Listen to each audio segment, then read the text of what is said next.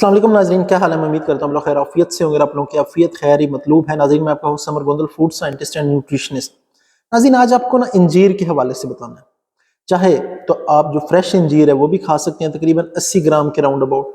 और अगर वो खुश्क हुई हुई है, ड्राई है, जैसे कि हमारे यहाँ पूरे पाकिस्तान या इंडिया में मिलती है, पंजाब में खास तौर पे आपने देखा होगा बिल्कुल खुश्क हुई हुई होती है, ड्राई, ये आपको पिक्चर में भी नजर आ रही होगी। वो तकरीबन आप 30 ग्राम तक खा सकते हैं, यानी कि आसानी से 3 से 4 मैक्सिमम 5 इंजीर आप खा सकते हैं। अगर सर्दियाँ हैं तो आप वैसे भी खा सकते हैं, या उसे दूध के अंदर बॉयल करके भी खा सकते हैं। और अगर गर्मियाँ हैं तो फिर आप कोशिश करें कि आप उसे रात को भिगो के रख दें धोने के बाद, और उसके बाद आपने क्या करना है कि वो पानी भी पी लेना है और उसे आप चबा के खा सकते हैं। तो नाज़रीन, आज मैं आपको बताऊंगा कि कौन सी बातें इंजीर के हवाले से साइंटिफिकली और आयुर्वेदा के हिसाब से प्रूवन है, और कौन सी ऐसी बातें हैं जो सिर्फ हवा में है, उनका रियलिटी बेस कोई ताल्लुक नहीं है। तो नाज़रीन, सबसे पहले मैं आपको बताता हूँ कि अगर आप 3 से 4 जो इंजीर है वो खाते हैं तो वो उसका आपको क्या फ़ायदा होने वाला है।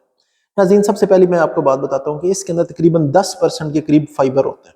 ठीक है, 10% फाइबर का क्या मतलब है कि ये एक लैक्सेटिव के तौर पे काम करेगा।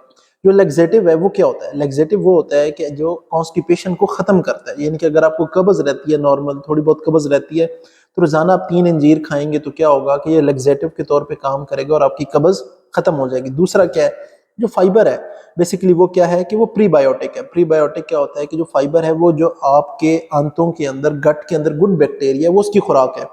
तो अगर आपको बदहज़मी रहती है, अफारा रहता है, गैस बनती है, तो वो भी ख़त्म होना शुरू हो जाएगी अगर आप 3 से 4 अंजीर रोज़ाना खाते हैं। दूसरे नंबर पे आ जाता है कि नाज़रीन वो क्या है, अगर हम खुराक में नमक ज़्यादा खाते हैं तो क्या होता है, हमारा ब्लड प्रेशर हाई होना शुरू हो जाता है। तो आपने इसमें क्या खास ख्याल रखना है कि जो बंदे नमक ज़्यादा खाते हैं, तो जो नमक और पोटाशियम, नमक के अंदर सोडियम होता है, सोडियम और पोटाशियम एक इक्विलिब्रियम फेज में हमारी बॉडी में मौजूद होते हैं। तो अगर नमक ज़्यादा खा रहे हैं तो सोडियम ज़्यादा हो जाता है, पोटाशियम कम होना शुरू हो जाता है। तो उसका क्या होता है कि आपका ब्लड प्रेशर हाई होना शुरू हो जाता है। तो इंजीर के अंदर बड़ी अच्छी अमाउंट में, तकरीबन अगर आप ये 3 खा रहे हैं तो 160 मिलीग्राम के राउंड अबाउट पोटाशियम मौजूद होता है। तो उससे क्या होगा, उसका आपको ये फायदा होगा कि आपका ब्लड प्रेशर जो है वो कम होना शुरू हो जाएगा, डाउन होना शुरू हो जाएगा। तो ये इसका एक बहुत बड़ा फायदा है। फिर नाज़रीन आ जाता है कि ये कैल्शियम का, मैग्नीशियम का, फास्फोरस का एक अच्छा सोर्स है, हमारी हड्डियों को मजबूत करता है। तो जिन लोगों का ब्लड प्रेशर हाई रहता है ना, उसमें क्या होता है कि सोडियम ज़्यादा होता है। तो जब सोडियम ज़्यादा होता है तो फिर आपके यूरिन से, जो आपका छोटा पखाना है, उससे क्या होता है, कैल्शियम बाहर निकल रहा होता है। वो कैल्शियम कहाँ से आना है, वो आपकी हड्डियों से आता है। तो जिन लोगों का ब्लड प्रेशर ज़्यादा रह रहा होता है, उनकी हड्डियाँ भी कमज़ोर हो रही होती हैं। तो जो क्या होगा, जब पोटाशियम ये अप करेंगे इंजीर जो है आपके अंदर, तो क्या होगा कि आपकी हड्डियाँ कमज़ोर नहीं होंगी, आपके जोड़ कमज़ोर नहीं होंगे, बल्कि आपकी हड्डियों को स्ट्रेंथ मिलेगी, वो मजबूत होना शुरू हो जाएंगे। नाज़रीन, फिर क्या है, जो फाइबर है ये पानी को अपने अंदर जज़ब करता है, एक आपको फीलिंग ऑफ फुलनेस देता है। ठीक है, यानी कि आप फिर खाना कम खाते हैं। तो अगर आप रोजाना 3 से 4 सुबह खजूर खाएंगे तो आप कम खाना खाएंगे। कम खाना खाएंगे क्या होगा, आपको वेट कम करने में और वेट को मैनेज करने में बहुत ज़्यादा हेल्प करेगा।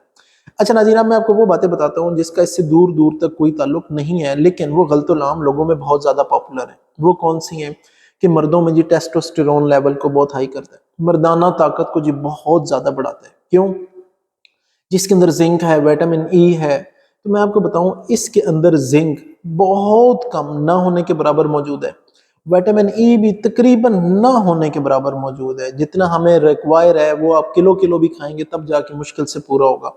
तो इसलिए मैं आपको बता दूं कि अगर आप इसलिए खाते हैं कि आपको कोई मर्दाना ताकत में इजाफा होना है, या आपको इरेक्टाइल डिसफंक्शनिंग है, तो उसके लिए आप खा रहे हैं, या टेस्टोस्टेरोन लेवल हाई होना है, तो मैं आपको बता दूं उसका इससे दूर दूर तक कोई ताल्लुक नहीं है, ना ही साइंटिफिकली और ना ही आयुर्वेद के अकॉर्डिंगली। तो अब आपको पता लग गया कि किस किस चीज़ का, अगर आपको कॉन्स्टिपेशन यानी कि कब्ज़ रहती है, अगर आपका ब्लड प्रेशर हाई रहता है, तो उसे कम करने के लिए, हड्डियों को मजबूत करने के लिए, वेट को मैनेज करने के लिए तो बहुत इफेक्टिव है। लेकिन ये जो मर्दाना ताकत, टेस्टोस्टेरोन लेवल, उसके दूर दूर तक इससे कोई ताल्लुक नहीं है। तो नाज़रीन, मैं उम्मीद करता हूँ आज का सेशन आपके लिए फायदेमंद रहा होगा। किसी किस्म का कोई सवाल कमेंट बॉक्स में पूछ सकते हैं। आपने समर गोंदल को इजाज़त दें। अल्लाह हाफिज़।